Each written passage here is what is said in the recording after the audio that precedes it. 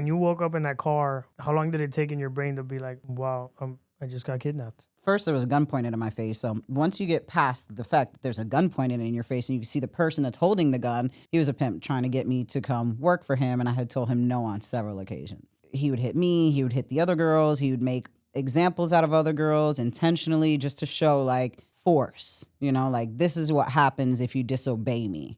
FBI, open up!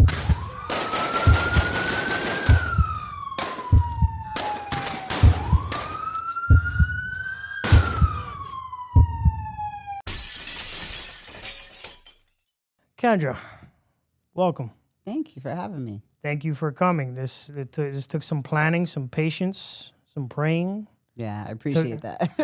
It took a little bit of everything here, It's but magic. we made it happen. We made it happen. I'd like to thank, you know, the powers that be.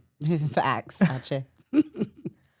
I was so got a sneak peek at your story. You got some unbelievable stuff that's happened to you in your life. Mm-hmm. I knew from the second I found out you were friends with Days and everything, I was like, oh yeah, I gotta have her on. Her story's nuts. It looks like it's crazy. So I was right. I mean, it's like survivor of sex trafficking. Now you're like in this elite, super self-defense, badass, undercover superhero person. Thank you. Like it's a pretty cool evolution of your story. Just side note before we get into your story, I've never met anybody who knew like that area where my family lives. That's so funny. I'm like, oh yeah, I'm in Bogaloo. They're like, oh no, I know where that is. Yeah, What? I grew up in New Orleans. New Orleans is my heart. I love it. It's everything's soulful, so soulful there, and I just feel like that's how I feel on the inside. But my pockets are so Miami. Because there, you know, everybody's just calm, relaxed, Yeah. lemonade on the porch. That's it, tranquilo. But here, to make money, they don't have that drive. Here in Miami, it's money's in the forefront of everything. 100%. Yeah. My mother, and my sister live with my niece and my nephew in Bogalusa. So just like over an hour north of New Orleans. Did you eat some good food? Yeah, no, I go over there just to eat. My mom's cooking. Facts. Oh, your mom cooks Cajun food? My mom cooks whatever. you know? Gumbo, all that All stuff? that, yeah. Oh, awesome, man. I always try to lose like 5 or 10 pounds before I go back home so that I feel guilt-free and I can eat it back. But then, of course, she'll whip out a traditional Cuban plate, you know. Arroz con frijoles, un bite, you know, like a steak and rice and beans. And Yeah, stuff. you can get that here, but it's not mom's cooking. No, definitely Not not. mom's And cooking. my mother stopped cooking for us when we were real young because she had a single mom and she had 2 jobs and all that, so it was rough. Yeah, my son's cook now. My son's been cooking for a while. So I don't cook in my household anymore. It's a special occasion. But my mom, like, shout out to her. She's a vegan, and she will still come and make me pernil, arroz con gandules, yo. So I love it. Pastelito, everything. It's great. I love that she still does that for me, even though she's vegan. That's awesome.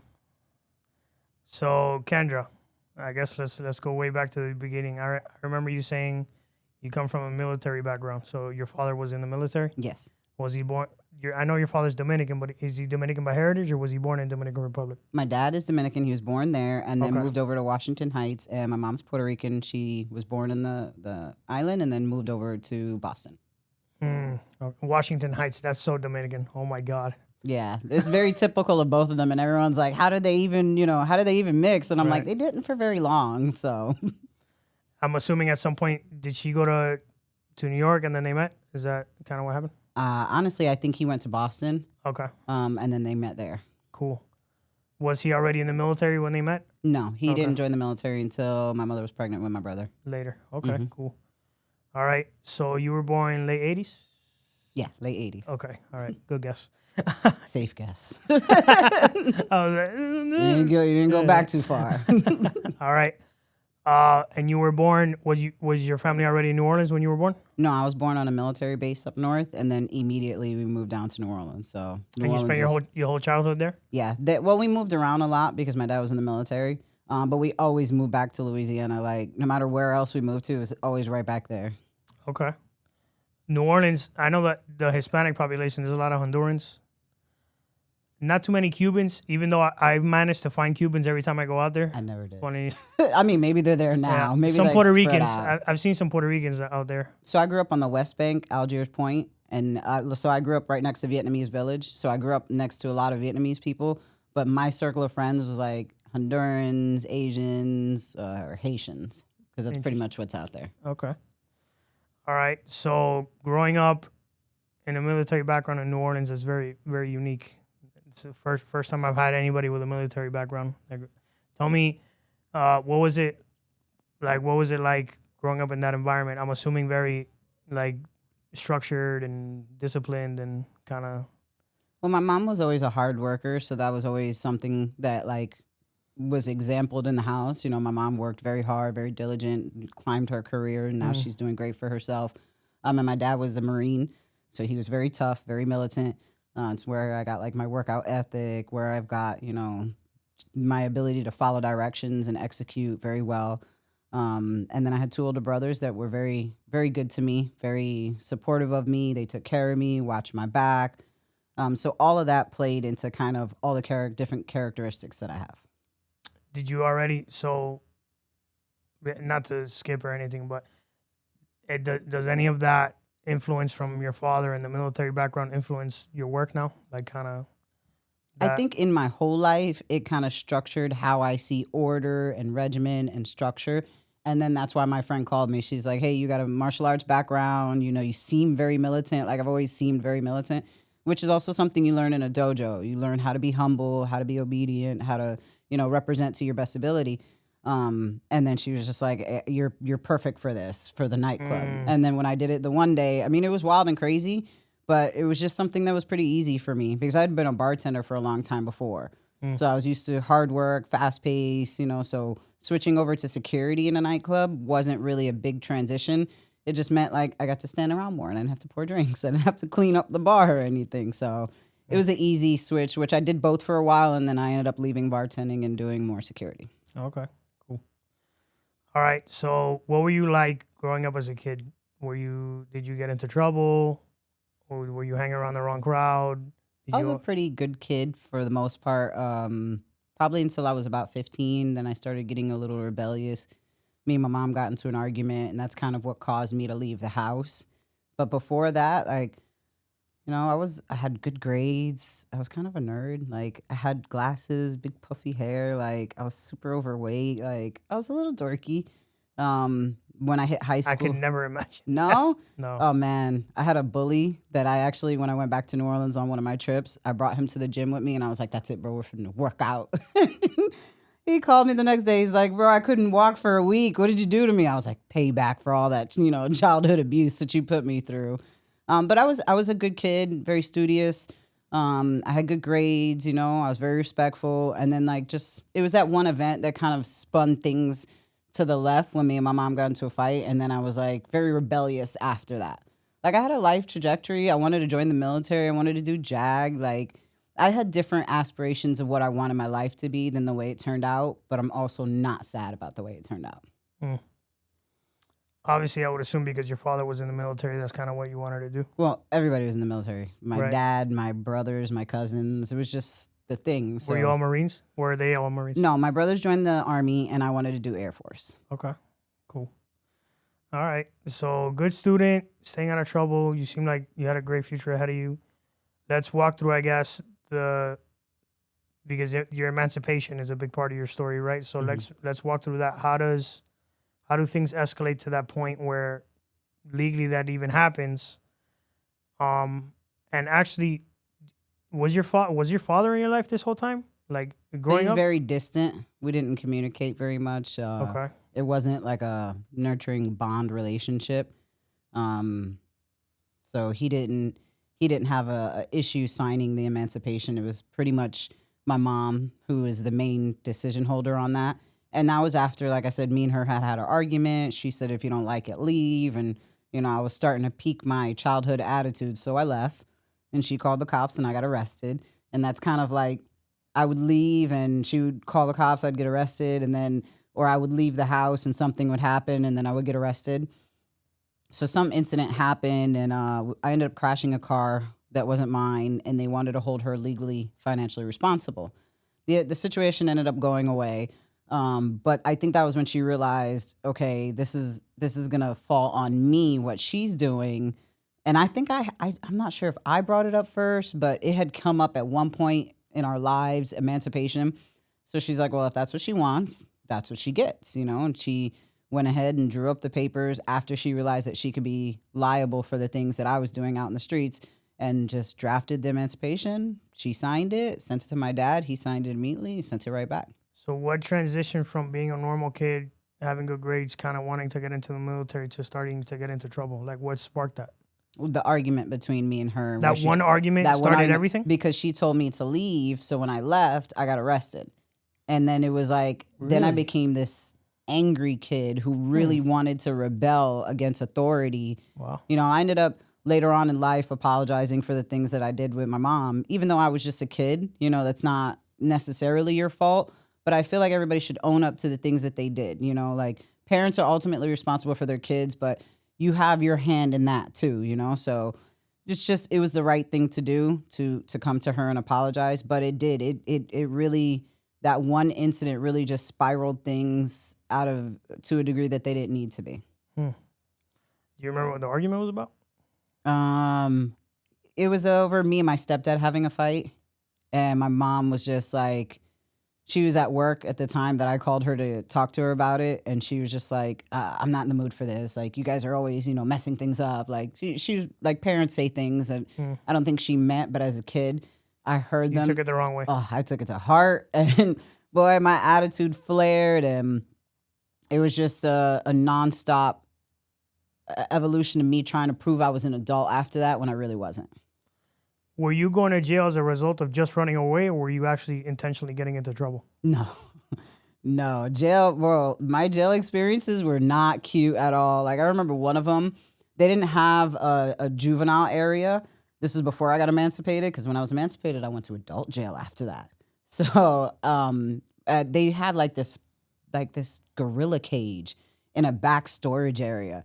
And a gorilla cage with like a bench, and they put me in there and just left me in there for like hours. And like, I couldn't use the bathroom because there was no bathroom. It was freezing. I had on like little shorts or something. And like, whenever I needed something, I would have to scream to them. And then they're, carrying on with an attitude. They're like, your mom will be here in a little bit. Basically, sit there and shut up until she comes. And then I remember the lights were like motion activated. So then they would turn off on me. And I'm like this little kid just sitting in jail. Like, it was such a horrible experience. What led up to those things though? Like, did you get caught stealing, trying to survive to eat? Like, but did you steal food to eat? Like, tell me a little bit about like the different times and what happened. So the first couple of times was, like I said, when you run away as a minor in right. That's what I'm saying. They call and then they bring you back home. They don't bring you home. They take bring you to their jail. holding cell. Yeah, right. They bring you to your jail holding cell, and then your parents have to come get you. Right. So once you got emancipated, that's when that stopped happening. They stopped taking you to jail and then bringing you home. Well, so the first couple times, that was the situation. Then a third time was that accident that I told you that I was driving somebody else's car. Right. They took me to a holding cell, and since I was still a minor, they didn't process me. Just waited for my mom to pick me up, and I don't really remember what happened to those charges, but they just kind of just went away. But then another time, so I had been living on my own. This is after the emancipation. After the emancipation. Okay. I was living with a friend of mine, and she just didn't really like the fact that I could like check myself out of school because I was looking for a job, because I was staying with a friend, but I still needed to support myself. Right. And when I did get a job, I would go to school, and then I would leave school, and then I would go to the job. And she got in trouble one time with the principal and was like, well, I'm leaving. And the principal like went to go cut in front of the door, and she pushed the principal on the desk. And then, so her mom blamed me for her actions, the way she was acting. So her mom ended up saying, you know what, this isn't going to be a good match. And I was like, well, let's just give it another try. But her mom pretty much hated me at that moment for stuff that wasn't even my fault. So I was working at Lady Foot Locker in the mall, and Lil Wayne came, and he invited me and my friend, oh, you guys can come to the parade. So I told my friend, she's like, oh my God, I got to get to the mall right now. I got to go shopping. So I'm downstairs finishing my shift. She's upstairs filling bags of stuff to steal. And when I came upstairs and went through the door to get her, she was rushing out. And I guess they had been following her, watching her. And that's it. They popped us both. And like I'm in the back room and they're like, oh, well, we see that you just walked in here. So all you got to do is say, you know, because she gave me a bag to hold. And I'm like, why are we running? And she's like, well, we got to go, you know. And so they're like, well, you had a bag, you know. How do we know that you're not an accessory to this? And I'm like, I don't have anything to say. I don't have anything to say. So when we got shackled arms to waist to legs, everything, put in the paddy wagon, chained to the damn paddy wagon. We get taken to jail. And while they're calling, and, you know, they separated us, while they're calling my parents, my mom's like, I don't know what to tell y'all. She's emancipated. She sends my emancipation papers over, and they're like, oh, well, guess what? Tomorrow you're going to adult jail. So they processed me into juvie. It actually took a couple days. So maybe like a week or so later, then they transferred me out from the juvenile to the adult jail. And that shit just like blew my mind. I was such a little kid, and I was like, this is crazy. Because it's more like a dormitory style juvie. And then when you get to actual jail, it was like a pod setting. And like in the middle of the pod, there was like a girl laying on suicide watch and one of those turtle suits. And like as like a with kid. the straight jacket and all that? Well, not a straight jacket. It's just a turtle suit. It's no material, so you can't hang yourself. It's just like, it looks like a poncho, but with Velcro sides. Oh, my God. So when you act up, they put you in the turtle suit.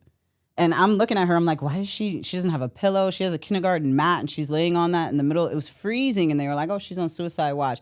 And I had been giving them a little bit of problems, and she was like, you don't act right, you're going to end up like that. And I was like, okay, no more problems. But when she brought me to my cell and slammed the door, and it was just like this metal bed, and I had the smallest little cushion, it was just like, you know, just like your brain just starts wiring differently. You're like, oh my God, this is my reality. Like I had a total breakdown. I was screaming and kicking shit. And she came in, she's like, you want to be lined up next to her? And I was like, you're right. I'm sorry. I'll behave. How long were you in there for? No more than 3 months. No, like from juvie to adult jail, no more than that. 90 days is a long time though. Yeah. Yeah. But it was spread out, and it was intense because like I said, I was so young, and that was like, you know, my interactions were like holding cells here, this, you know, and then like now I'm here in juvie. We had to go to like classes, and like I said, it was still very kid-like, very high school-like, but with bars. But in the adult jail, it just was not like that. Is that the last time you went to jail? Aside from 60 days in, yeah. Well, 60 days in is a little different. But aside, is that the first time you went to jail no lie. No, I went to jail. One more time? Is it right after that or way later? No. It was over in Monroe County after I had been come to Florida. All right, so we'll talk about that when we get there. Okay, so you get out from jail. How old are you? At that time, I was like 16. Wow. That's great. I've never met anybody who was emancipated, so this is very interesting. Yeah, I don't think it's such a good idea for anybody to do to their kids. I agree, especially in today's economy, right? Yeah. When we're talking about money, maybe you could have gotten away with that in the 80s, right? Mm-hmm.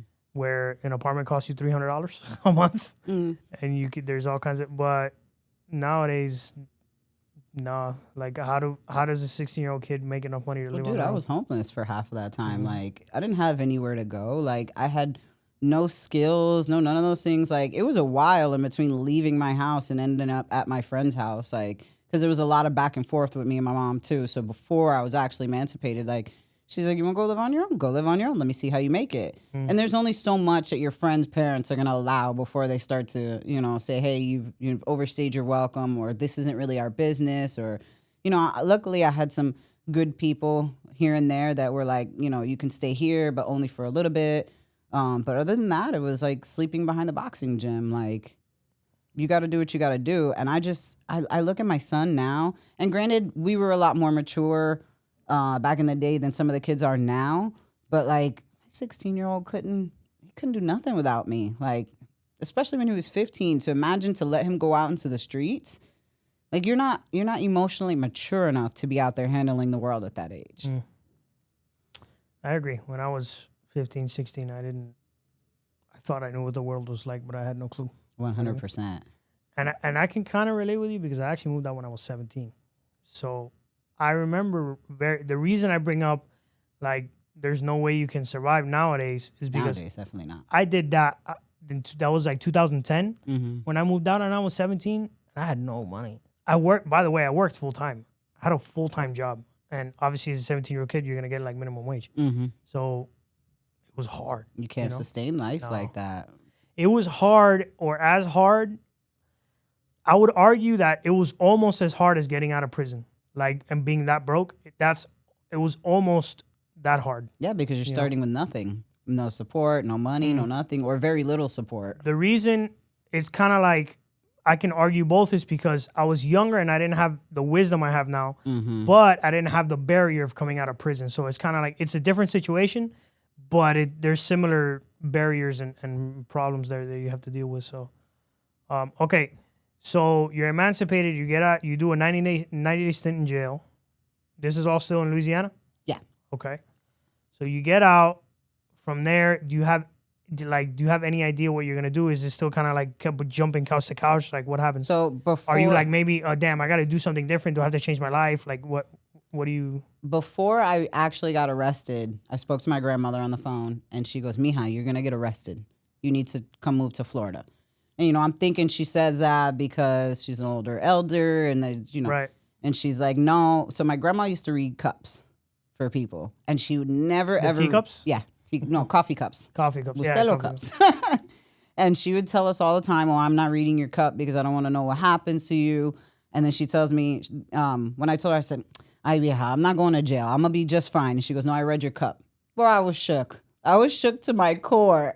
But I didn't do anything wrong. I just didn't give my friend up. So I went to jail with her. And sidebar, she actually left me in jail and threw all my shit away that was in her house still. But... that was a lifetime ago. I'm a different person, thankfully. But when she told me that, I was like, man, let me not do anything wrong. Let me make sure I walk right, because she read that out of the cup, And as soon as I got out of jail, I called my brother and I called my grandma. I said, can I come to Florida? Because apparently Louisiana is just not it for me. I just keep getting in trouble. So I moved to Kissimmee, actually. That is so Puerto Rican. What is? Oh, the cup? No, Kissimmee. I was going to say, yeah. Oh, my God, yes. That is so Puerto Rican. It is very much It's funny? I went to a comedy show really fast. I went to a comedy show probably like a year ago, and this Puerto Rican comedian was like, I'm from the capital of Puerto Rico, Kissimmee, Florida. The miras. Oh, my God, that was so funny. Anyway, okay, so you moved to the Puerto Rican hood, Kissimmee, Florida. You move in with your grandma? Yeah. Okay. So grandmas are the best, man. They really are. Yeah, and she was old Dominican, old school, didn't play. Like, she was everybody's mima. She was, she cooked for everybody. But I wasn't done with, I like to tell people I'm recovered ratchet. So, like, I had you still had your ratchet phase? I did. I had my ratchet phase where I was just loud, and now I'm finally away from my mom, and I'm finally away from Louisiana, and, I'm on a new frontier. Like, this is a new uncharted land, and I just didn't pick the right people or the right situations to surround myself with. So I didn't elevate from there. I just continued on the wrong course. Okay. So at this point, is as far as like working, school, what's happening at that point when you move? So I left school because obviously I couldn't keep getting in trouble, going to jail. So I got my GED as soon as I got out. And then I think I started working at Denny's. But it was a little period before I started to work in the nightclubs where I just had a couple random jobs. Man, I think I've done everything. Like, I've sold perfume, I've sold timeshare, I've sold... everything. I just couldn't find what my niche was or what made me the most money, which is what I wanted at that age. Right. How do you end up finding the job at the nightclub? Just the wrong crowd that I run in. They were going to that club often. And then I went up to the manager. I said, so how do I get a job? And he goes, what day do you want to start? And I was like, tomorrow? And he was like, okay, see you tomorrow. Really? That was it. And this strip club was like fully aware that you were 16? No, I had been going there and hanging out. They didn't check no IDs. Right, but to hire somebody, you gotta I don't know, they gotta fill out an application. I would think, no? I didn't sign anything. Wow. Anything. They just hired me. Okay. And I worked at a couple of clubs. And I don't really remember. I mean, if I signed paperwork, I think I might have just smudged my name and date. And they didn't even ask me for ID. Like, I didn't get asked for an ID for... And they just paid you cash? Interesting. Okay. All right. Do you work at one specific club or you kind of hop around? At that point? Yeah. At that point, I was working at that club. Once I got hired and I was in the good, I think I had tried a couple other clubs, and then that one, it was the one I stayed at. Okay. All right. So I would assume it wasn't too complicated because no one's ordering like a dirty martini or something at a strip club. They're ordering probably like, a bourbon or a beer. That's about it. And I was such a rude bartender, man. Like, if you ordered something so complicated and I didn't know what was in it, I'd ask you, what the fuck's in that? Like, you want me to make it? Tell me what the fuck is in it. Like, I went to bartending school, but years later, after I had been doing it, normal, like, without the school or knowing how to make ingredients. But if they want the drink, then you got to tell me what's in it or I can't make it. Like, Right. I don't think I ever had a shyness about not knowing what was in a drink. Like, if you can play it off in a certain way, I think that just kind of makes the situation that much easier, Like, what the fuck's in it? You want it or not? And they're like, you don't know what's in it? You're a bartender. I'm like, next. And they're like, whoa. I was kidding. Here's what's in it. That's funny. Yeah, it was. I really enjoyed. The customers liked it, I guess. I mean, that's the kind of bartender I was. Like, I was never that flirtatious bartender. I was always that little mean bartender that you went to get your feelings hurt because you liked it. Like guys were like, "Oh, you're out flirting." I'm like, I promise you, I am not flirting with any of these guys. And they're like, "And then they pay you?" Yes, I have the liquor. They want the liquor. They're gonna have to pay me. And I've learned my people skills. I think a lot from bartending. That's fair. At any point, how do you get approached to like? Do you get approached, or do you kind of have the idea of starting to work as a dancer at the strip club? Like, It was just one of those. Like, maybe I should do this. No, it was one of those nights where I'm behind the bar and I was drinking, and they're like, "You want to get on stage?" And I'm like, "Fuck it, let's do this." Like, it wasn't a big moment, Right. Like, it was just a transition. I still blowing my mind that you were 16 and all this is happening. That's Well, like wild. 16, 17, like. I mean, you were not 18. I was not 18 nor 21. Not sure was drinking. Drinking, working as a Oh, bartender, yeah. and then you became a full-blown stripper. Yeah. Okay, that's wild. Mm-hmm. All right, guys, taking a quick break from Honor Among Thieves podcast to bring you a word from our sponsor, and that is Federal Prison Tips. At Federal Prison Tips, we help people navigate the justice system from indictment, re-entry, everywhere in between. Whether you're a loved one trying to get relief for someone that you love that is in federal prison, you are currently in federal prison, or about to go to federal prison, we can definitely help you. Everything from plea mitigation, sentencing mitigation, PRSR challenges, anything about guidance while you're in prison, actually what to expect if you're a first timer and have never been there. Whether this is your second case, third case, you haven't quite learned your lesson yet.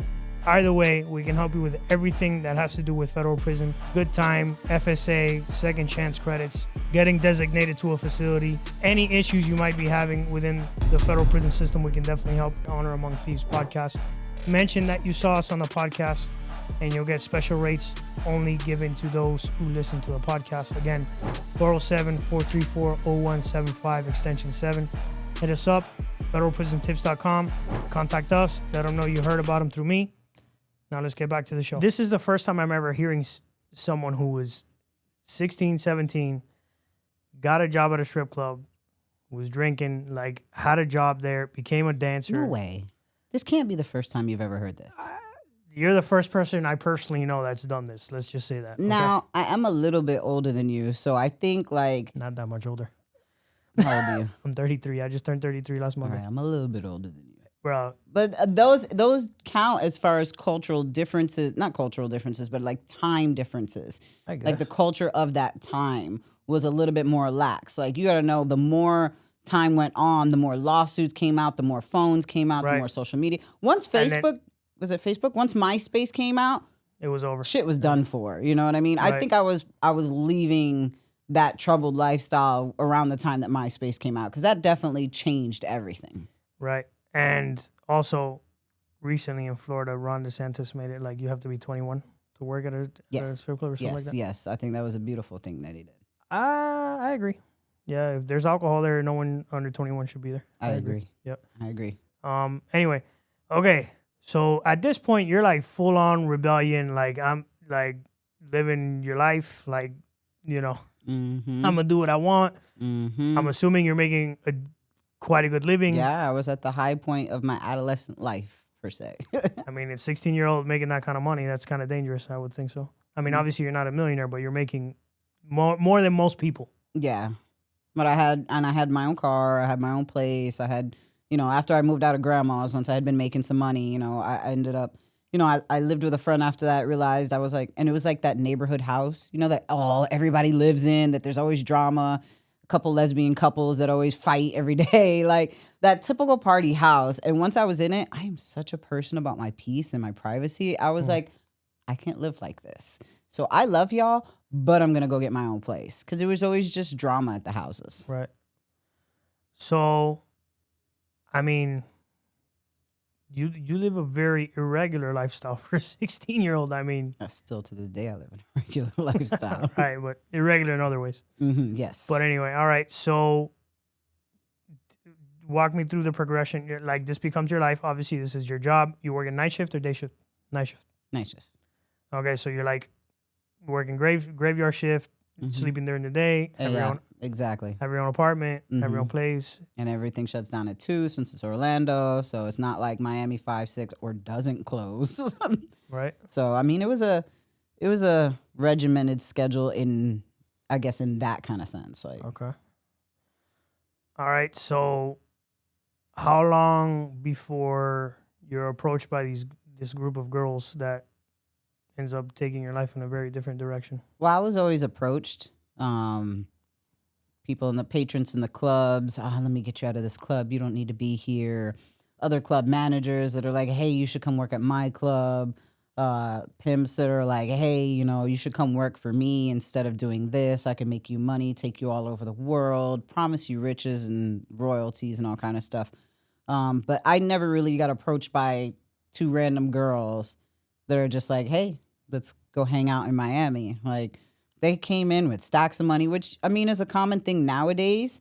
But it wasn't too common. Like, I don't remember what story it was that they sold me, but they were celebrating something, and the girl had a stack of money, and she was just paying for everything. And, girl, I'm just getting over this situation, so I'm coming to blow some money. And it didn't seem irregular. Like, it didn't seem like a wild, far-fetched story.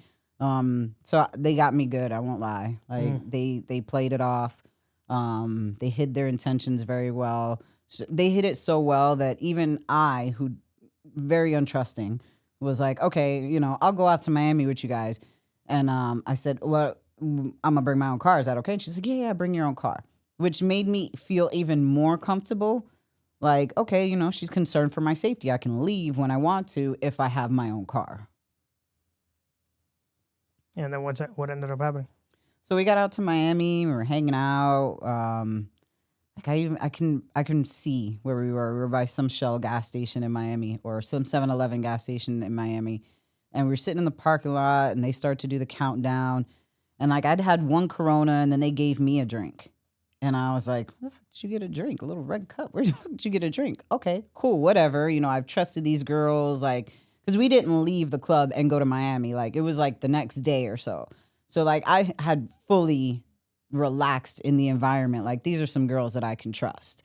And then once I took that drink, it was night and day. Like, literally a whole change in the situation. You took the drink and then you don't remember anything after that? No. After that, when I woke up, I felt like I was moving. And like, I realized really quickly that I was in a vehicle. It was one of those big kind of Sprinter vans, a little bit smaller than a Sprinter van. And when I rolled over, I looked up and, first there was a gun pointed in my face. So once you get past the fact that there's a gun pointed in your face and you can see the person that's holding the gun, I had recognized him from coming to the club quite often, trying to get me. He was a pimp trying to get me to come work for him. And I had told him no on several occasions, and like kind of rude sometimes too. So this was premeditated. He had picked you out and gotten the other girls to be like, gain her trust. And I think it was because I told him no so many times. He like really fixated on it. Like, you're not going to tell me no, because it was very much so, like a hostile environment. Like, especially like the first couple days where, I had switched my mind to thinking I need to play cool so I can get out of the situation. But for that first week, it was fucking hell. Like, first week, 2 weeks, 3 weeks, I don't remember how long it was. But I remember, like, there were occasions where he would hit me, he would hit the other girls, he would make examples out of other girls intentionally just to show, like, force, like, this is what happens if you disobey me, So it was just a very scary environment. How long did, like, when you woke up in that car, and how long did it take in your brain to be like, wow, I just got kidnapped? Like, how long did that take to really, like, sink in there in the car? Well, it was slow. It was like time was like, what's that guy that has the teacher that her voice is like, oh, Charlie, right? The teacher's like, whoa, Wah, wah, wah, yes. wah, wah, wah, wah. And it was just, I saw the gun and then I saw him. And then it was like, I felt betrayed by girls I barely even knew because I was starting to piece together everything that had just happened. Because they were in the car. Yeah. So when I sat up, there was I don't remember who was sitting in the passenger seat, but when I sat up, I was facing the two girls that I had just partied with all night, and they gained my trust and everything. And then once I sat up, I went and sat in the third row. So now I'm sitting in the back of this whole van looking at everybody in this, and I was just like, I'm fucked. Like, I had been in some, I've been hung out with gangsters and all that. I've been in some crazy situations, but none of those were directly my issue or anything I caused. It was always just the group that I was hanging with. Whenever it was shootouts or anything, they weren't shooting at me, but I was in the vicinity. But this one was directly involving me, and I didn't have anybody else around me. Immediately, I'm like, where's my phone? Where's this? Where's that? And I had nothing. So I was just kind of sitting back there, like my brain cracking slowly, like accepting what was going on and then trying to figure out, what am I going to do? Wow. I can't even put myself in that situation. The only situation I can think of where I was taken against my will is the day I got arrested. And the fear of, like, the phone, because the phone rang, right? And the feds were on the other line trying to get into my house. They were like, because they couldn't get in the gate. And now I have this PTSD reaction of, like, waking up whenever I'm sleeping and my phone rings. I have, like, this. I have to wake up for a second and, like take a deep breath. That's the only instance where I can kind of relate to what happened to you, like being taken by force. I have a lot of those moments, like, and that's one of the few times in my life that I got a gun pointed at me, AR-15s, all that. Mm-hmm. So I can relate in a way. And, like, fuck, it's things that stay with you. Like, whenever I see that same type of van out on the road, like, I can't breathe. Like, whenever I see somebody that looks like my trafficker, like, it's physical. It comes over my whole body and it takes over me. Like, I've been to years of therapy and it's still, like, I can't breathe. I go deaf. Like, I can't relax until I see the face of the person to make sure it's not him. Like, places that I drive through that, he drove us through or I was at with him, like, I'll go silent and people are like, hey, are you okay? And it's just like your brain takes you down this memory lane involuntarily. Like, I mean, there's not been one incident that I had a PTSD moment that I could control or stop. Like, I'm on that for the full course of the memory. What was your first conversation like with him?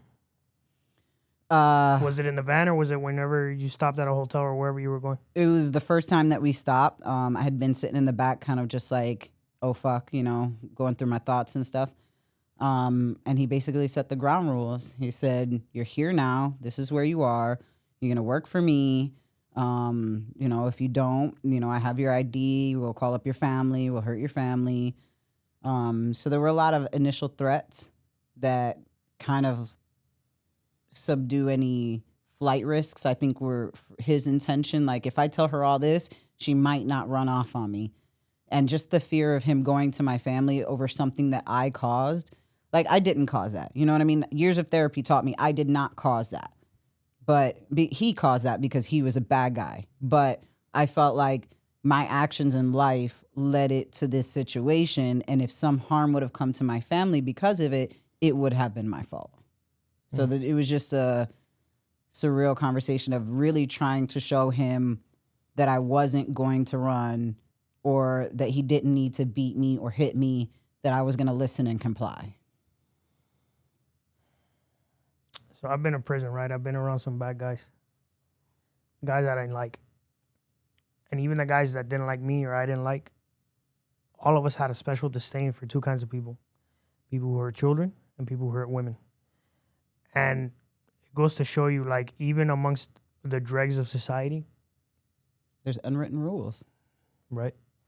And it just, what would possess a man to do that to a woman? It's like, I can't even, I'm a curious guy, right? But that's something where my brain just shuts off. I like asking those, because I'm a podcaster and kind of like, this is what I do. But my brain just shuts off. I can't think of what would possess a guy to do that to not just one woman, to several women. And like then brainwash some of them into thinking like this is good for them. Like I don't know. So I think that there's some sort of power trip involved in that. For sure. And even more so when it comes to a rape situation. But I always wondered on my end, when you're raping someone, they're miserable. They're visibly miserable and screaming and crying. And like, how do you continue like that? Like, what's wrong in your brain that tells you this is okay, or that you even enjoy it and then you continue it? Or John, that you know that this girl is here by force and this is how you decide to get your rocks off? This is what is enjoyable to you? Like, what is wrong with you? Yeah, it won't compute, you know? No, just like child molesters, pedophiles, like, yeah, there's something wrong in your brain. There's no reason I ever hurt a child ever for any reason. No. I agree.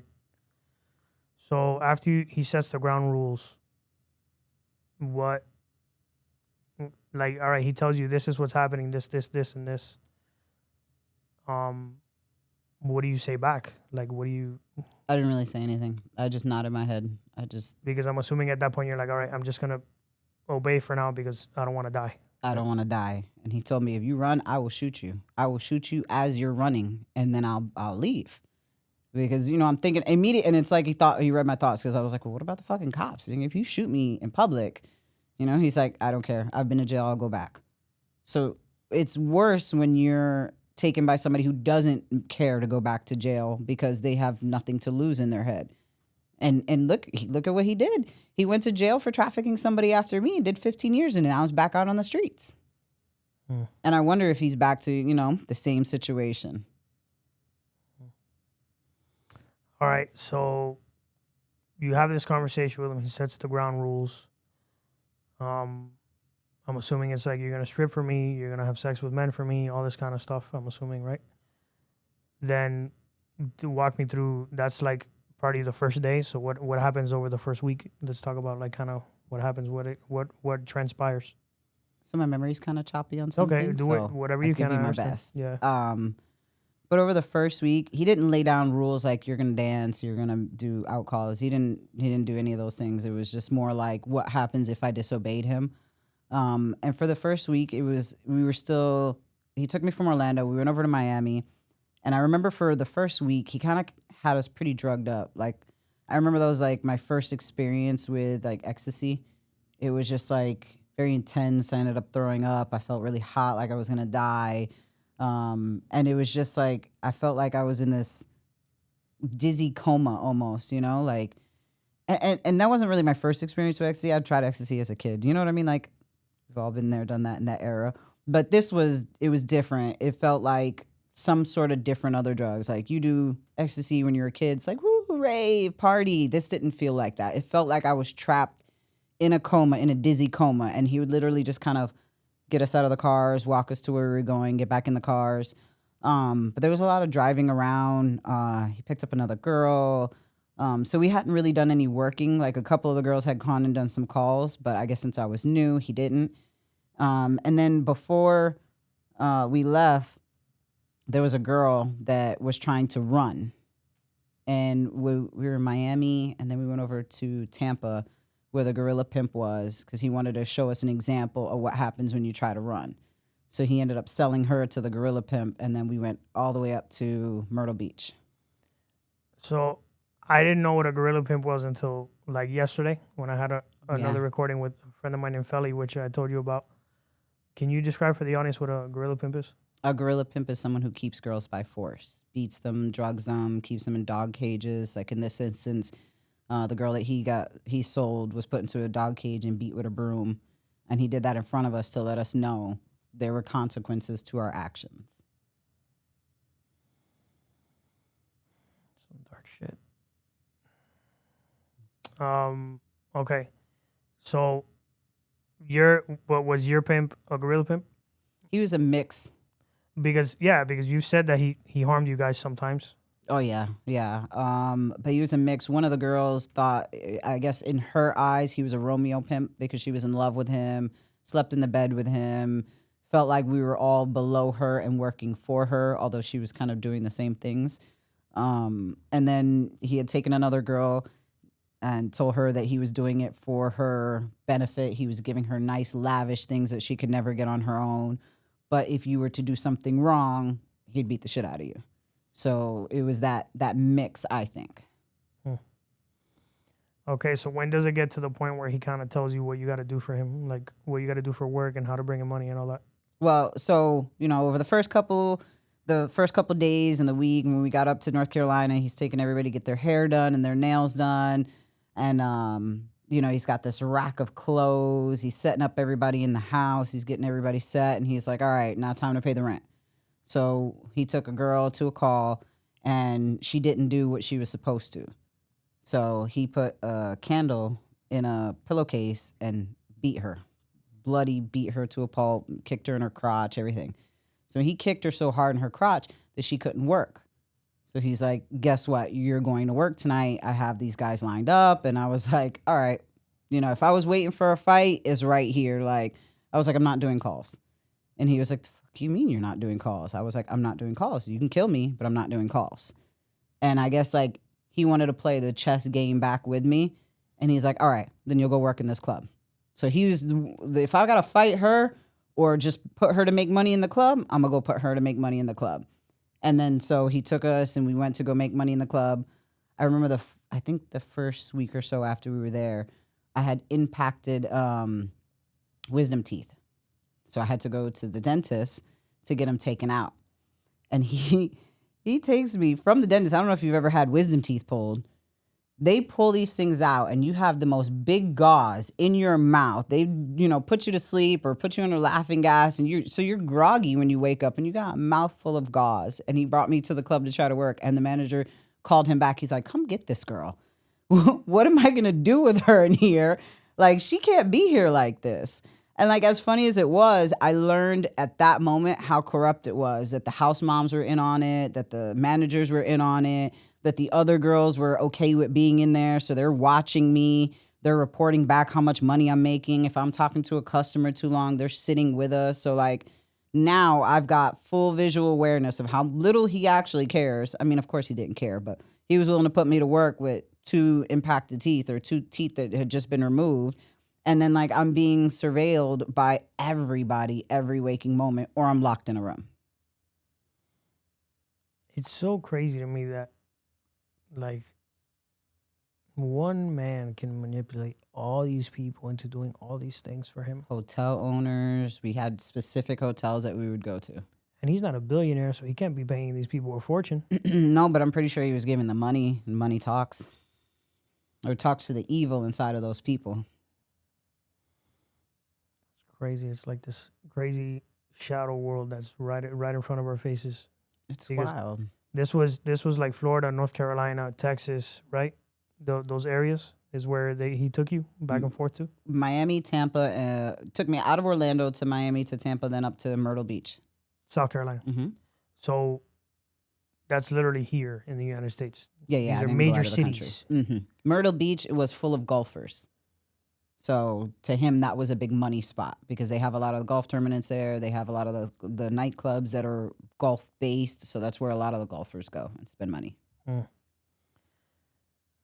It's nuts to hear about this. Especially, I'm born and raised in Miami. Oh. So you hear about it, but to see it, it's different. Oh, you were talking about the hubs. Yeah, so it's Texas, Atlanta, here, and then just any other place that has big events. So if you have a big event somewhere like the golf tournament, there's prostitution not far. Man, it gives you a whole other perspective on. I mean, me personally, it makes me feel different about strip clubs and OnlyFans and like sex work, because if you think about it, there has to be a good portion of women that are being forced to do this, right? Mm-hmm. Forced or groomed. Now you got this, and I don't give a fuck would say what you want in the comments. Now you have this great movement of like, yeah, it's empowering to be a sex worker and all this bullshit. Because you have people like sex, you know, like Ratchet Red, like ugly. I'm not saying sexy red. She's not sexy. So like it's her over there. I worked a concert one time that she was performing at, and just these 10-year-old girls are out there popping their hips, and I'm just like, this is what we're glorifying nowadays. This is why girls, because I tell people when they ask me about sex work, I'm like, what girl do you think on her list said, I want to be a nurse, I want to be an astronaut, and if that doesn't work, I'm just going to suck dick for a living? Like, what makes people think that that's like something they want to do? If I'm not sexually attracted to you and I'm forced to, I don't care what anybody says, that leaves something in your brain. That leaves something on your soul, your heart. It becomes heavy after a while. Yeah, it's like a part of yourself, especially for women, right? You're letting somebody inside you, literally. Mm-hmm. So you're giving up a part of yourself almost. Agreed. Agreed. Some dark shit, man. All right, so you start working in these clubs for him.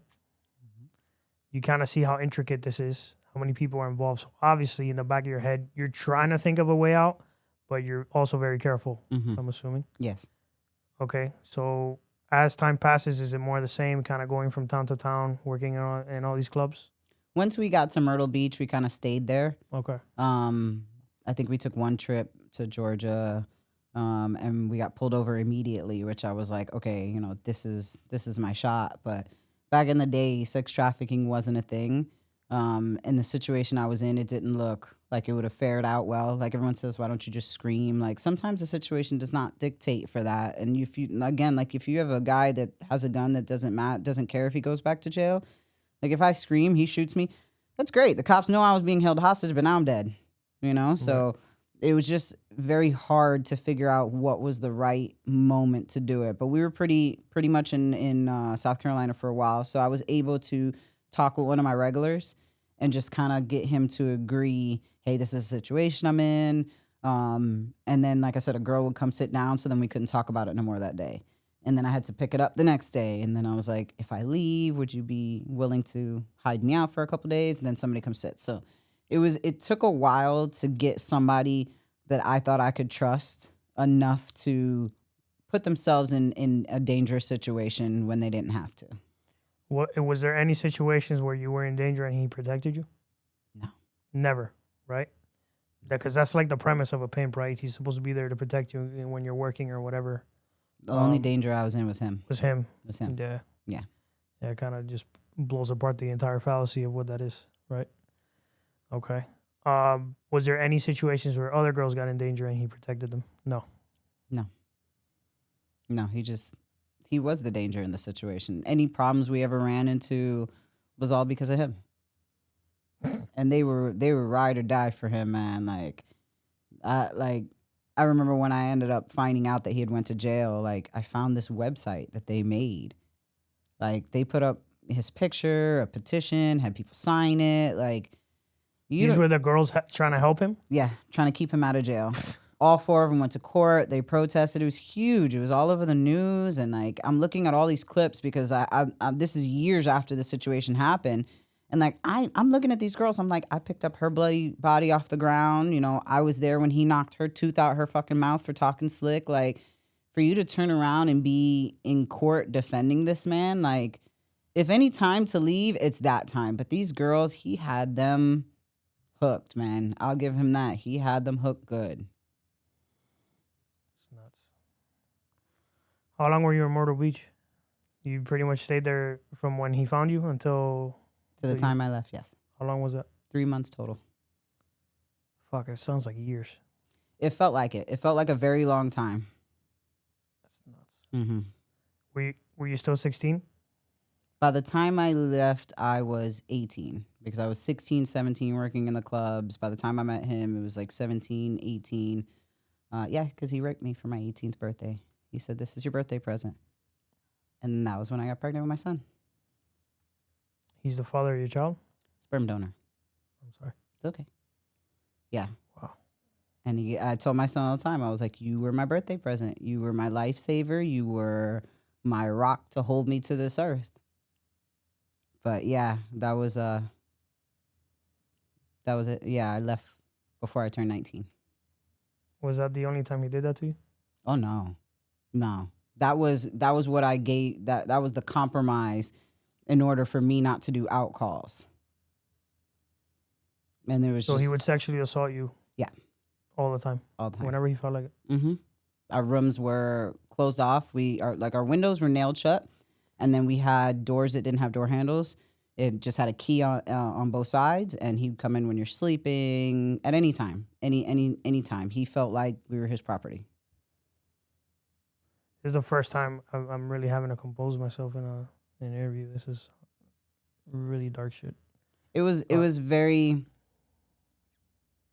a lot of safe spaces I created in my head because, like I said, I mean, the first couple times you're screaming and railing around and like you realize that that's really just going to get you hit more. And then you just go to some other place so you can survive. And it's like, again, like what is wrong in your head that you still continue this even though I'm clearly not interested in this? All right, guys, taking a quick break from the podcast to talk to you about Gus Villa Jewelry. Yo, let's be real here for a second. If you're rocking plain jewelry in Miami, of all places, you are doing it 100% wrong, my boy. Step your game up with Gus Villa Jewelry, the plug for real Cuban link gold and silver chains. And, of course, the cleanest Rolexes in all of Miami. This isn't factory made or watered down or any of that stuff. This is high quality, custom, handmade stuff that shines from here to the moon. It turns heads, starts conversations, and makes you look fresh. Gus has something that'll level up your whole vibe. And because you're locked in here with us at Honor Among Thieves Podcast, you're getting a hookup. Use the promo code Montana at checkout. Get 5% off your entire order. That's right, 5% off. Go check them out at GusVillaJewelry.com or pull up on them in the Diamond District down here in downtown Miami. GusVillaJewelry.com. Again, that's GusVillaJewelry.com. And tell them your boy Montana sent you. Gus Villa Jewelry. Now back to the podcast. All right. So over time, you talk to this customer at this club. You start gaining his trust. He starts believing what you're saying. And then bit by bit, you kind of put it together for him, and kind of put together a plan to escape. Mm-hmm. So, okay. So walk me through that. How did the opportunity arise? What happened? How did that all come together? So every night we were supposed to make a certain quota. I intentionally wasn't trying very hard, which didn't end in a good result for me. So, I picked it, up a little bit. I made whatever the quota was. I didn't cause any problems. So he had to go out of town for something. And he made comments about making sure he could trust me and this and that. And I'm like, yeah, of course, I learned my lesson. I'm good. And this situation's fine. I'm good. And when he left, the bottom didn't lock us in our rooms. Like, she didn't even lock her door. Like, the house door was locked, the windows were nailed shut, the sliding door was nailed shut. But you could walk around the house. I could walk around the house, but I couldn't leave the house. So when she left the door open, and it was the very first night he left too. Like, I didn't play. Like, he was gone, and I was like, it's now, because I prepped this customer for that. Like, I had his number written, I tucked it away, I hid it, but like I didn't know days in advance that he was gonna go out of town. So it was like, I felt like this is my moment or I'm never getting out of here.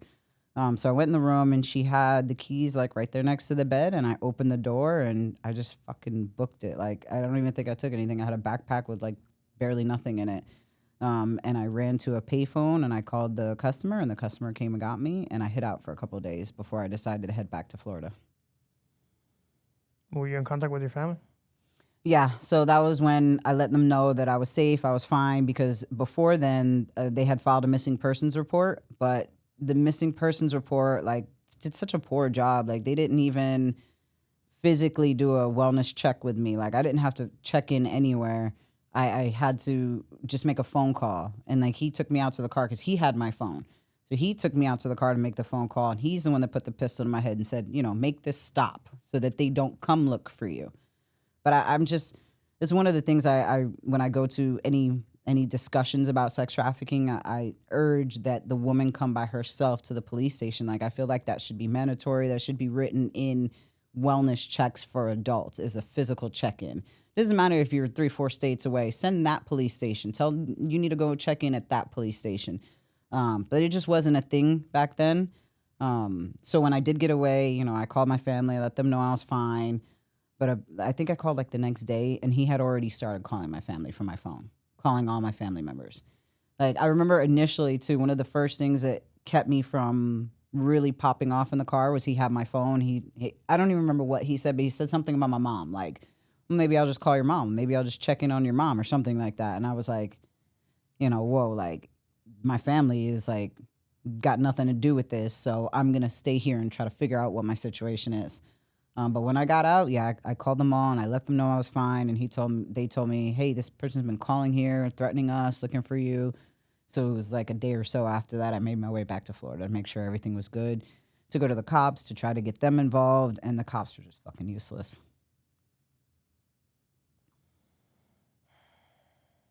So no, in your specific case, when you told them everything, nothing ever got done? No. No charges got filed? No. No investigating? No, the cop shamed me.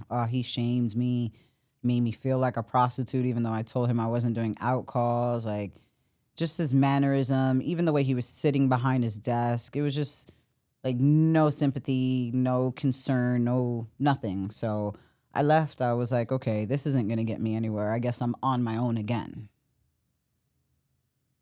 What year was this?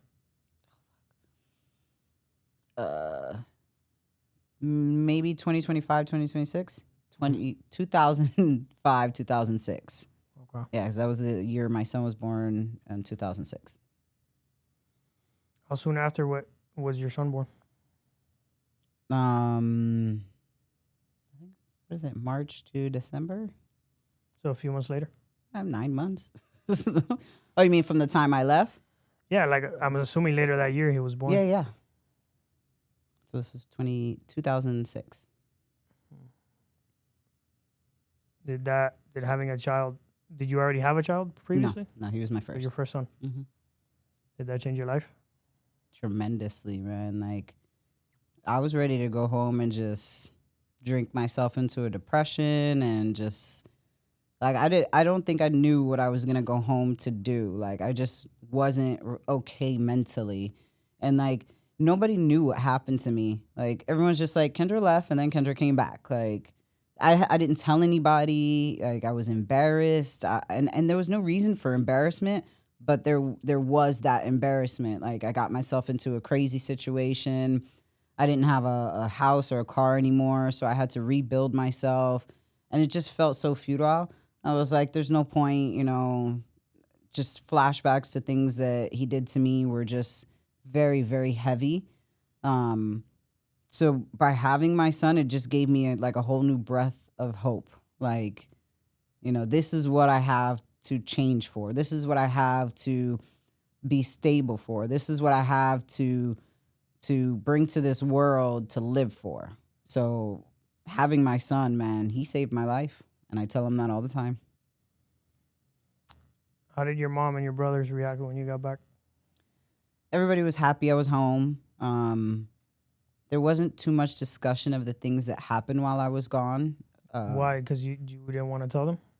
I think everybody was just kind of scared to ask too. It's an awkward situation. It's a heavy situation. I told them what happened at the police station. They asked me, do you want to, press charges? I was like, I really just want to be away from this situation. Like, I also knew once you press charges, you have to go to court, you have to do this, you have to do that. And I just didn't feel like it would have been fair to me, especially with the way the initial visit was going with the cop. And I just heard so many negative things about rape cases, and it just didn't feel like I would be the victim in this situation as much as they were going to attack me for my choices or how long it took me to leave. Like, none of you niggas have been in that situation. How dare you have the audacity to tell me what I should have done in that situation? I survived, and that was all that mattered. I was out of it. I had my son, and that was also one of the major reasons I never went back to prosecuting him, because I didn't want him to file rights over my son. That would have just killed me.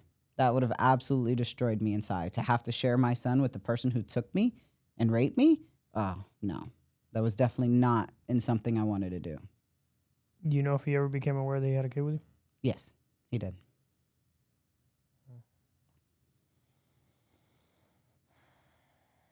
Did he ever try to contact you after you got home? Yes. Yeah. What happened? So he thought I stole something from him before I even got home. So he threatened my family. When I got home, foolishly, stupidly, I told him, I was like, I'm pregnant, leave me alone. You know, this is now you're not just jeopardizing me, you're jeopardizing me and my child. And he's like, oh no, you just come back to work. We'll just drop the kid off at my mom's house. We do that all the time. So don't worry about that. That's fine. And I was like, well, what are you not understanding? Like, he actually came down to try to take me again. And it was just like.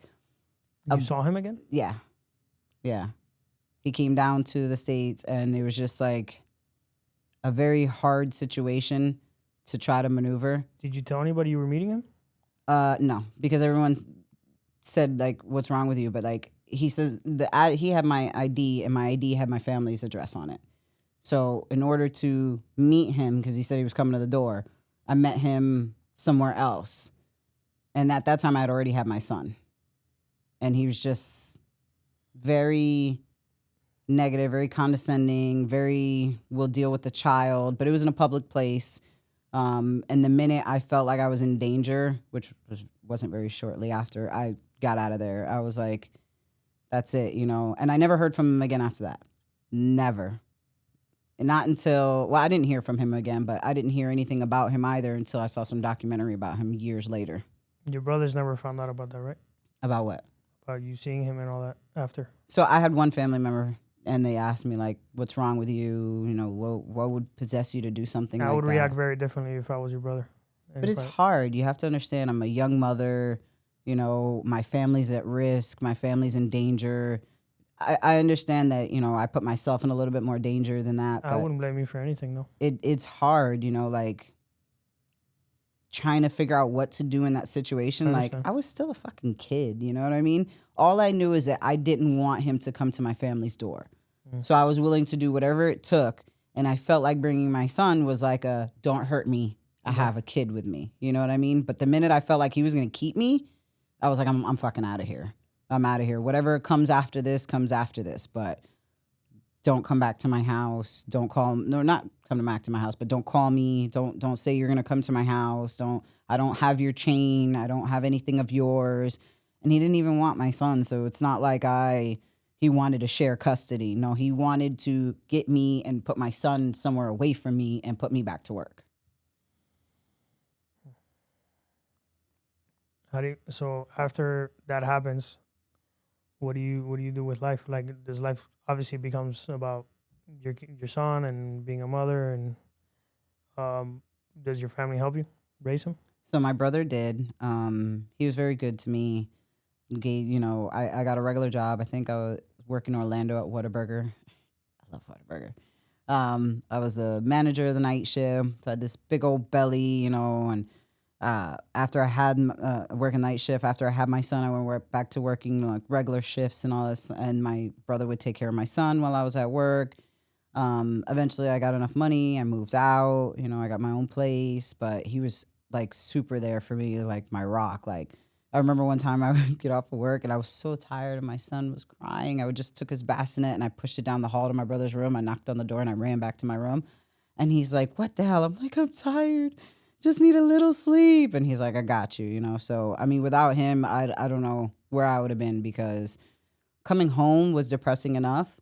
And then coming home, being a single mom with a kid, like with that, everybody told me not to have, you know? So it was just like, I needed somewhere supportive to launch myself back up, you know? And I feel like I did that there.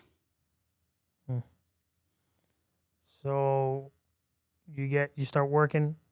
When does the security work come into your life? Is that way later? It's like around 2010. I think I went straight into bartending. I went to bartending school. Do you want to pause? So after I had my son, I went back into bartending, but this time I went to bartending school so that I could go to a little bit more elevated of a nightclub. So I could work in like Miami nightclubs, South Beach or Broward, downtown Broward. I worked there a lot and a lot of the clubs out there. And I just kind of regained my social setting. I started going to therapy, and I had a therapist that she wasn't like a man hater, but she definitely was like pro women. Yeah, I'm like, oh, he's a scumbag, he's this, he's that, but she didn't really teach me to deal with the issues as much as she told me to bury them.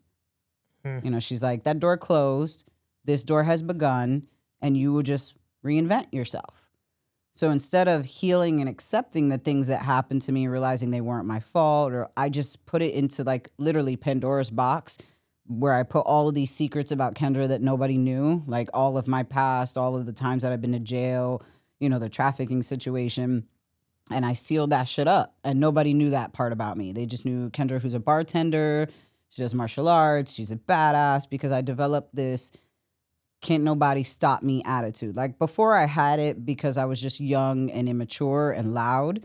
But now I had developed a different kind of attitude where it was like, now I'm unstoppable. I overcame this situation. I'm just going to recreate who I am, and I'm just going to continue on with life. And like pretty much what I did. Like I had this fire and this desire to be a better person and excel and build myself up. So I was never in any of those situations again. But again, I didn't deal with anything from the past. I just blocked it and moved on. Nobody, even the people who knew me before I got trafficked and right after, they were like, we just thought you went away for a little bit. Like I literally just buried it all and just moved on with life. When did you start with martial arts? Oh, young. I started boxing when I was young. Then moved on to Muay Thai. Me and jiu-jitsu have a love-hate relationship. You sound like me. It's all these injuries, man, but it's no excuse. I'm a great boxer, but grappling, oh my God. Yeah, it's a lifelong mission. I'm still on it. I'm still fighting it. But I've always enjoyed fight sports. I've always enjoyed the dojo environment and the relief that comes with that. I think that was my continued therapy, was punching stuff. All right, so you transition into, I remember you saying you were, you started in nightclubs as like just security. And then from there, you kind of started getting more jobs, and they started becoming. So to follow the timeline, I think 2 years after my son was born, I had another child, and me and my son's father were great together. He just had a little bit more of a party lifestyle than I wanted to continue. I wanted more of like the home, quieter lifestyle. I felt like I had lived that life, and I was done with it. We split up, you know, after that initial rough split up, we were great, man. He was such a great father. He was a great confidant, great friend. And then I actually got into a different relationship after that. And it was just literally the most perfect relationship I've ever been into. And he was everything. He felt like everything I deserved after everything bad that I had been through. And I was sitting on cloud nine. I had 2 kids, 2 boys. I had tied my tubes, and he actually wanted a kid. And I was like, okay, you know, we can talk about untying them. That's how in love I was. And then I lost him to drinking and driving. And that was more hurtful than any of the trafficking situation that I've been through. Still to this day, it's more painful to me than any bad thing I've ever experienced in my life. And that kind of rocked me. That was very hard for me. that was something that, like, to this day still sits with me, you know? How'd you bounce back from that? I don't think I bounced back. I think I just put it in Pandora's box. Oh, back to the old strategy. Put it in Pandora's box, and I kind of moved on with life. I stopped bartending. I was doing security. I had started doing security before I met my fiance that passed away. But I was doing it very sparingly, like sometimes at nightclubs, and I was bartending more because, like, I don't know if you ever heard of Ivy that was on South Beach before it closed down. So I was working at Space and working at Ivy. And I would make 3 times what I was making at Space at Ivy. And I was like, let me stop security. So I stopped security and I kept bartending. But just, I didn't want to keep bartending. It was very hard on the body. I've been doing it for years. So I became a personal trainer. Started working at UFC gym. Well, I started in dojos. And that was like, it was awesome. It was a great experience. But starting at UFC was right after my fiance passed away. And it was like an ability to reset, to work in a commercial gym. I was like, oh, it's commercial, but it's UFC, so it's still okay.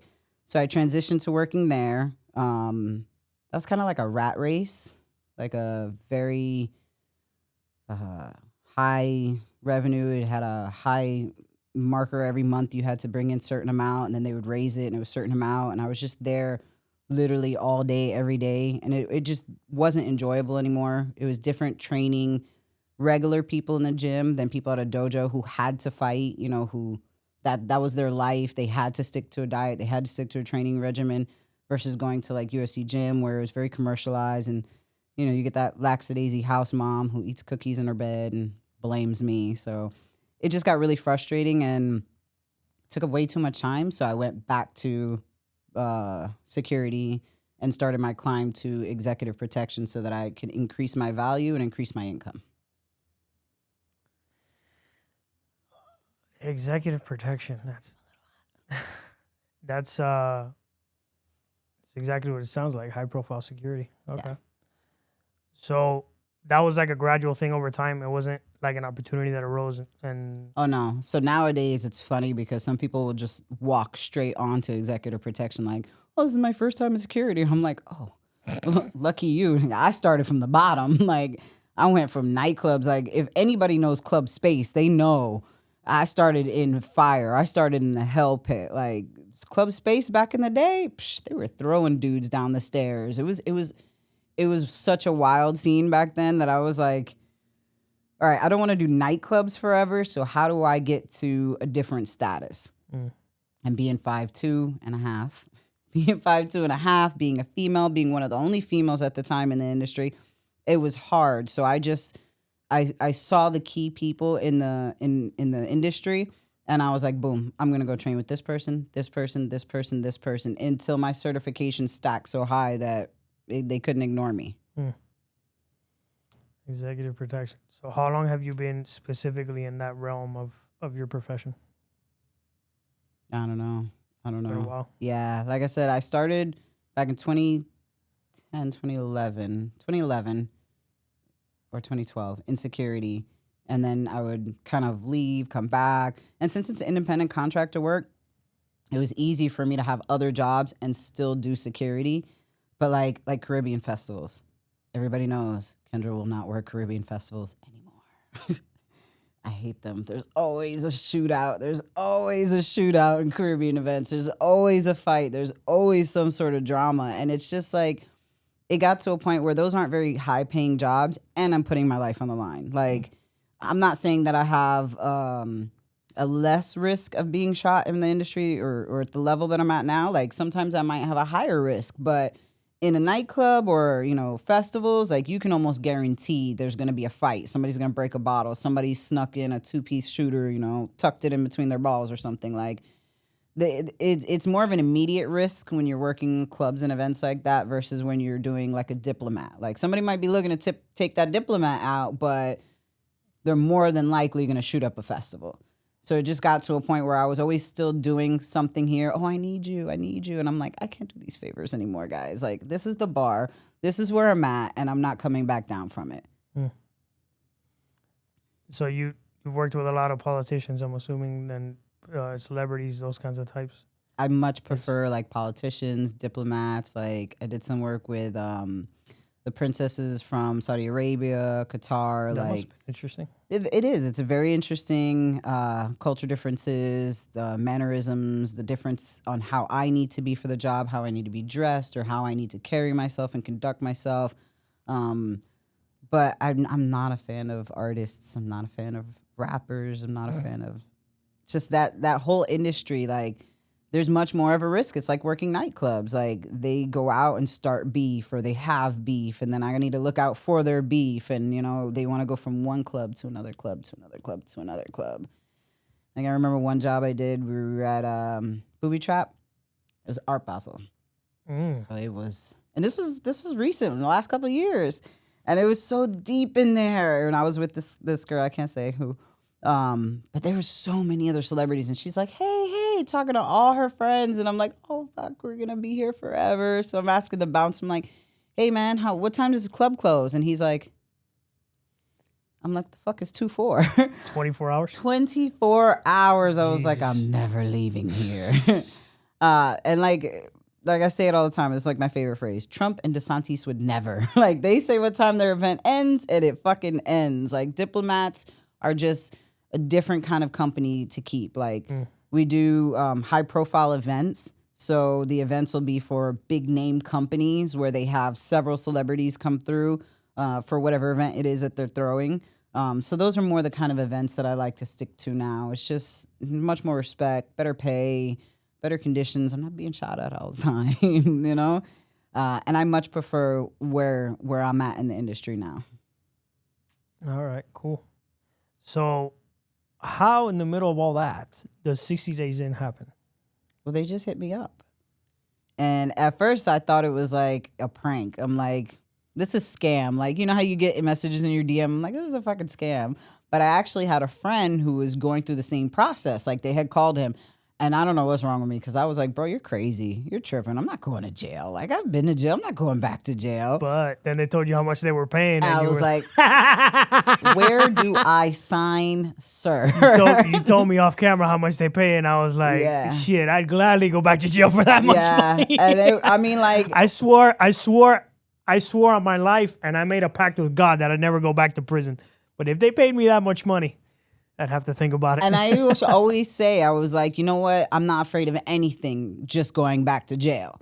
And I think God was like, oh, you afraid of that, huh? Let's get that out the way. Here you go. Test your second test in life. And I was like, oh, gee, thanks. That's funny. But it was great. Like, I went back, and I feel like I turned the situation around for myself on how I felt about jail. Like, I still don't want to go back again unless they paid me.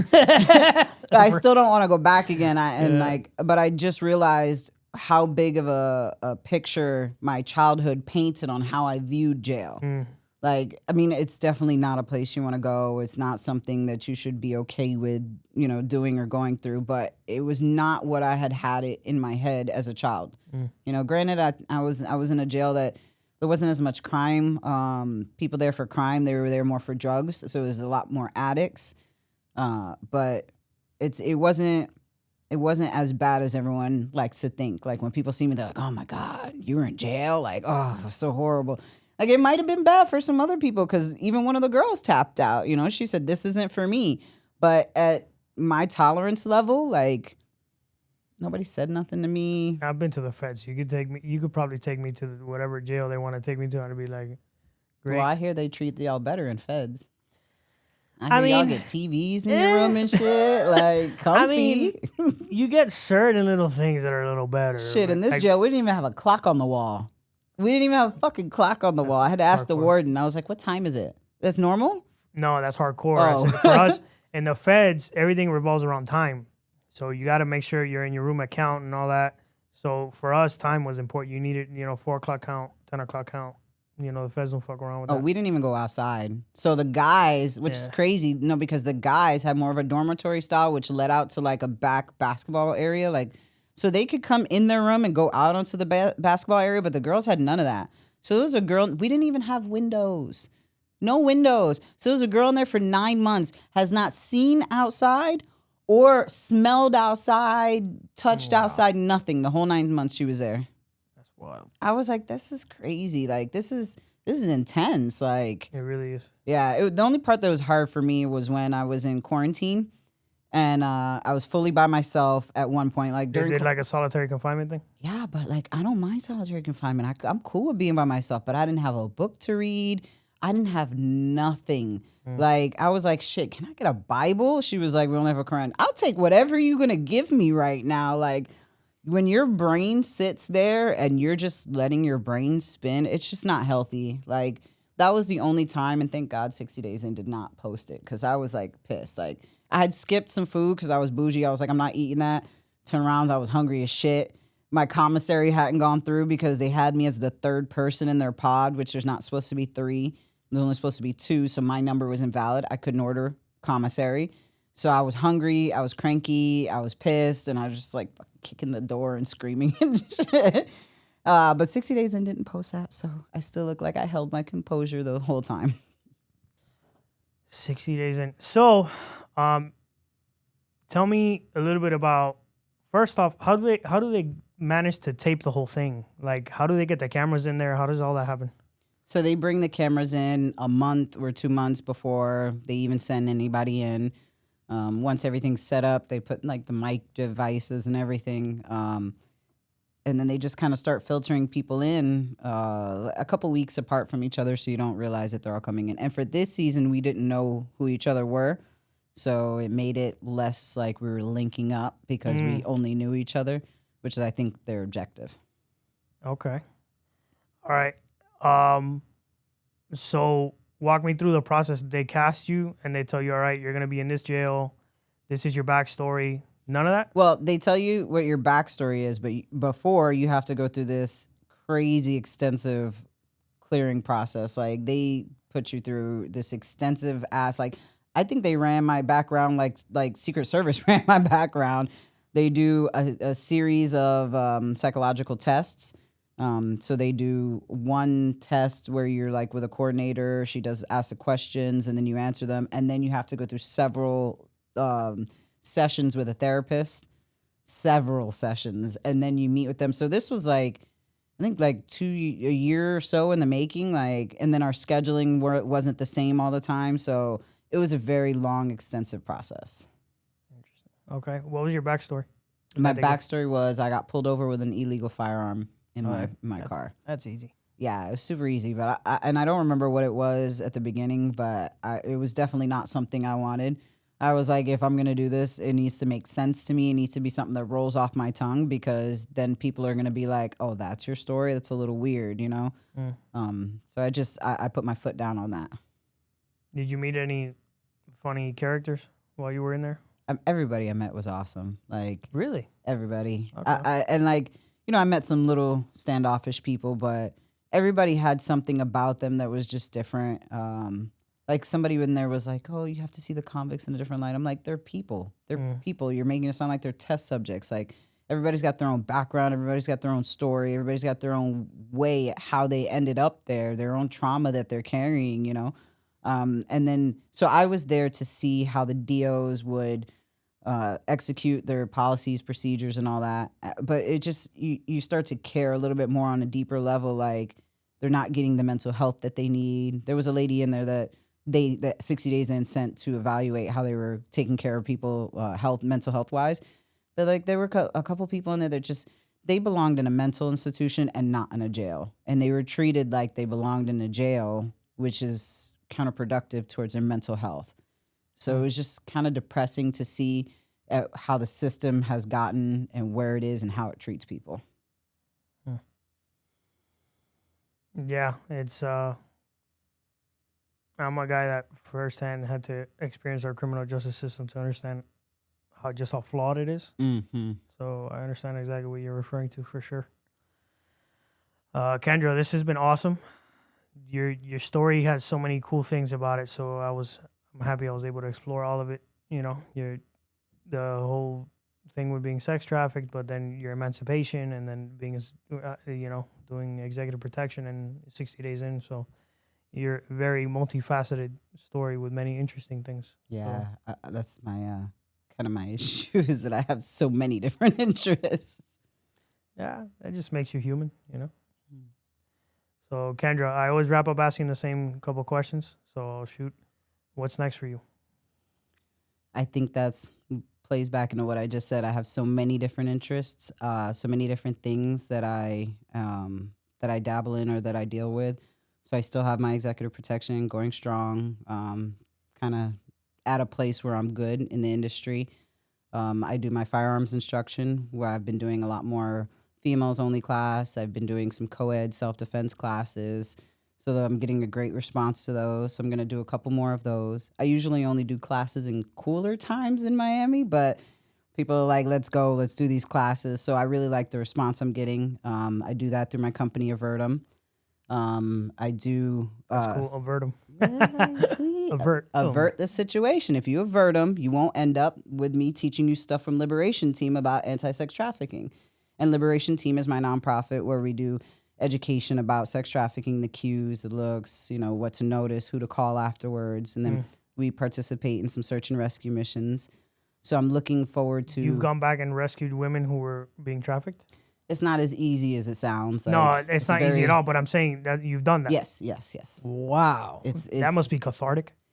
It is, but then, you know, there's that other side where sometimes we don't always get the girl, which is very heavy. I think I took a lot of things that I started after my documentary came out. I did a documentary about sex trafficking. It came out and everybody found that Pandora's box that we talked about, and it just opened, and I was just like, oh yeah, like I'm gonna be an influencer, and not influencer like it is nowadays, but influence people to change their views on sex trafficking. But I didn't realize how much I had kept closed in, that when it was exposed, like I had to process all these feelings and emotions. But right after that, it was like I did so many interviews and so many talks, and so much of my life came out. And then 60 Days In came out, and that talked about my story. And it was just so overwhelming that everybody kind of knew my life, that I hadn't really dealt with the emotions behind it. So it took me a long time to deal with the emotions, and then deal with the emotions of other people coming to me, telling me their things. And it's just the emotions of learning that the justice system isn't always just. And then the emotions of when I see people, they see my documentary and they're just like, gosh, I know your life story. So it was a lot. It was a really lot, which is what took us so long to get back on the mic and talk. But no matter how many times I've noticed in my life, no matter how many times I try to pull myself into that hermit phase and pull myself back into the background of things, or hide things like my interests, like my interest in the religion, the African tradition religions, I've taken a very big turn into not being so shy about the things that I do. I wrote an ebook just recently about hoodoo and the introduction to it. So a lot of these parts of me that I've hidden away from the world, I'm kind of like now letting them come out. And I notice that people who relate to it are just like, hey, that's so cool. Or, you know, I was interested in this, or, you know, I'm so glad you shared your story. And I'm learning how to process my emotions about everything better. So I feel like now I'm able to kind of move forward better with whatever it is that my calling is here next. Ultimately, it's about helping people, saving people, and doing it with a little touch of magic. When did you start the anti-trafficking work, and how often do you do it? I started it back when the documentary got released. The documentary was produced by Jeannie Mai and Jeezy before their split. So it kind of went... Jeezy the rapper? Yes. Oh, okay. It kind of went super, super viral. So there are two monks, two female Jain monks, if I'm not wrong on that. They are the ones that put together this documentary with the two executive producers. And they're the ones that kind of helped me through it, because like she was like, go ahead and record yourself telling me a little bit about your story. And I could not. Like, I couldn't bring myself to say those words about my story. It took me I think 30 takes. And I was like, I just can't do it. I'm sorry. I can tell you, but I can't look at myself and say it, because I hadn't dealt with those emotions. I just kind of suppressed them. And they walked me through every bit of it. And when we were doing our interviews, she was like, you should start a nonprofit. And I was like, I should. But and I mean, we took off. It was huge. You know, everybody knew the name. We were doing seminars everywhere. But I kind of let my emotions about everything that I was finding out about. Like one place we did the premiere of the movie, I make these pictures about, you know, you see them in the stalls with the sex trafficking hotline on them.